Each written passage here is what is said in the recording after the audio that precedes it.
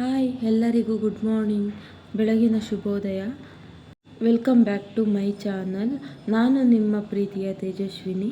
ನಾನಿವತ್ತು ನಿಮಗೆ ಮಸಾಲೆ ಇಲ್ಲದೆ ರುಬ್ದೇನೆ ಹೇಗೆ ತರಕಾರಿ ಸಾರು ಮಾಡೋದು ಅಂತ ನಿಮ್ಗೆ ಇವತ್ತು ಹೇಳ್ಕೊಡ್ತೀನಿ. ಅದಕ್ಕೆ ಏನೇನು ಐಟಮ್ಸ್ ಬೇಕು ಅಂತ ನೋಡ್ಕೊಳ್ಳೋಣ ಬನ್ನಿ. ಫಸ್ಟ್ ನಾನು ಬೇಳೆನ ಬೇಯಿಸ್ಕೊಂಡು ಬೇಳೆ ಮತ್ತು ಅದ್ರ ನೀರನ್ನ ಸಪ್ರೇಟ್ ಮಾಡಿ ಇಟ್ಕೊಂಡಿದ್ದೀನಿ. ಮತ್ತು ಇಲ್ಲಿ ತರಕಾರಿ ಕಟ್ ಮಾಡಿ ಸೈಡ್ಗೆ ಇಟ್ಕೊಂಡಿದ್ದೀನಿ. ನಿಮ್ಗೆ ಯಾವ್ಯಾವ ತರಕಾರಿ ಬೇಕು ಅದನ್ನು ನೀವು ನೋಡಿ ತೊಗೋಬೋದು. ಆಮೇಲೆ ಈರುಳ್ಳಿ, ಟೊಮೆಟೊ, ಕೊತ್ತಂಬರಿ ಸೊಪ್ಪು, ಶುಂಠಿ, ಬೆಳ್ಳುಳ್ಳಿನ ನಾನು ನೀಟಾಗಿ ಗೆಜ್ಜಿ ಇಟ್ಕೊಂಡಿದ್ದೀನಿ. ಮತ್ತು ಖಾರದ ಪುಡಿ, ಧನಿಯಾ ಪುಡಿ ಮತ್ತು ಸಾಂಬಾರು ಪುಡಿ, ಮತ್ತು ಒಗ್ಗರಣೆಗೆ ಎಣ್ಣೆ, ಒಣಮೆಣಸಿನ್ಕಾಯಿ, ಕರ್ಬೇವಿನ ಸೊಪ್ಪು ಮತ್ತು ಸಾಸಿವೆ.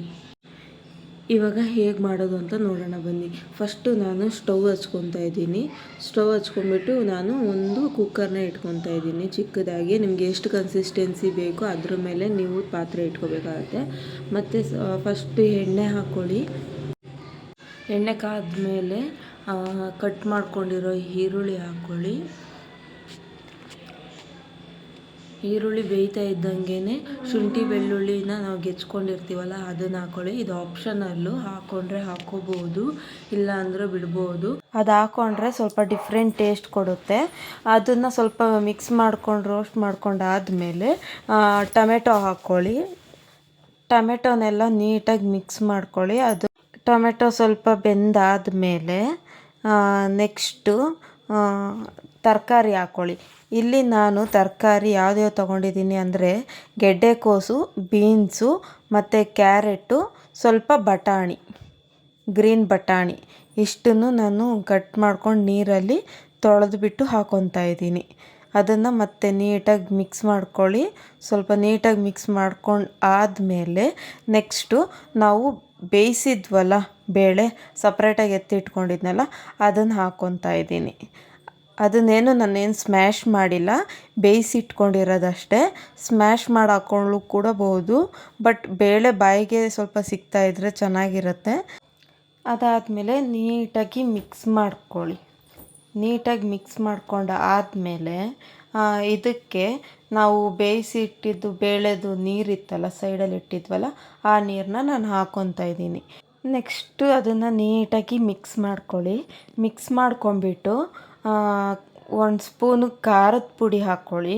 ಖಾರ ನೋಡ್ಕೊಂಡು ಹಾಕ್ಕೊಳ್ಳಿ. ಅದಾದಮೇಲೆ ನೆಕ್ಸ್ಟು ಖಾರದ ಪುಡಿ ಆದಮೇಲೆ 1 ಸ್ಪೂನು ಧನಿಯಾ ಪುಡಿ. ಅದಾದಮೇಲೆ 1 ಸ್ಪೂನು ಸಾಂಬಾರು ಪುಡಿ ಇದೆಲ್ಲನೂ ಹಾಕ್ಕೊಂಡು ಆದಮೇಲೆ ನೀಟಾಗಿ ಮಿಕ್ಸ್ ಮಾಡ್ಕೊಳ್ಳಿ. ಮಿಕ್ಸ್ ಮಾಡಿ ಆದಮೇಲೆ ಕುದಿ ಬರ್ತಾ ಇದ್ದಂಗೆ ರುಚಿಗೆ ತಕ್ಕಷ್ಟು ಉಪ್ಪು ಹಾಕ್ಕೊಂಡು ಅದನ್ನು ನೀಟಾಗಿ ಮಿಕ್ಸ್ ಮಾಡಿದ್ಮೇಲೆ ಅದು ರುಚಿ ಕರೆಕ್ಟಾಗಿದೆಯಾ ಅಂತ ನೀವು ಚೆಕ್ ಮಾಡ್ಕೋಬೋದು. ಸಾಂಬಾರು ಬೇಯ್ತಾ ಇದ್ದಂಗೆ ಸೈಡಲ್ಲಿ ಒಗ್ಗರಣೆ ಹಾಕ್ಕೊಂಬಿಡೋಣ. ಒಗ್ಗರಣೆಗೆ ಎಣ್ಣೆ ಹಾಕ್ಕೊಂಡು ಸಾಸಿವೆ ಹಾಕ್ಕೊಂಡಿದ್ದೀನಿ. ಅದಾದಮೇಲೆ ಒಣಮೆಣ್ಸಿನ್ಕಾಯಿ, ಕರ್ಬೇವಿನ ಸೊಪ್ಪನ್ನ ಹಾಕ್ಕೊಂಡು ನೀಟಾಗಿ ಮಿಕ್ಸ್ ಮಾಡಿಕೊಂಡು ಒಗ್ಗರಣೆ ಹಾಕ್ಕೊಂಡು ಇದನ್ನು ಸಾಂಬಾರೊಳಕ್ಕೆ ಮಿಕ್ಸ್ ಮಾಡ್ತಾಯಿದ್ದೀನಿ.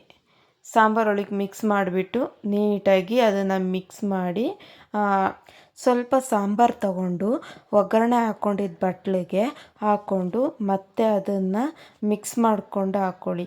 ಯಾಕಂದರೆ ಅದು ಆಯಿಲಲ್ಲಿ ಆ ಒಗ್ಗರಣೆ ಅಂಶದ್ದು ಎಲ್ಲ ಅದರಲ್ಲೇ ಇರುತ್ತೆ, ಸೊ ಅದ್ರ ಟೇಸ್ಟು ಕೂಡ ಬರುತ್ತೆ. ಅದಾದಮೇಲೆ ಸಾಂಬಾರು 1-2 ನಿಮಿಷ ಕುದ್ದಾದಮೇಲೆ ಕೊತ್ತಂಬರಿ ಸೊಪ್ಪನ್ನ ಹಾಕ್ಕೊಂಡು ಮಿಕ್ಸ್ ಮಾಡಿಕೊಡಿ. ಮಿಕ್ಸ್ ಮಾಡಿಬಿಟ್ಟು ಒಂದು 2 to 3 ಮಿನಿಟ್ಸು ಅದು ಕುದಿಯಕ್ಕೆ ಬಿಡಿ. ಮಸಾಲ ರುಬ್ದೇನೆ ಮಾಡಿರೋದು ರುಚಿಯಾದ ತರಕಾರಿ ಸಾರು ಇವಾಗ ರೆಡಿಯಾಗಿದೆ.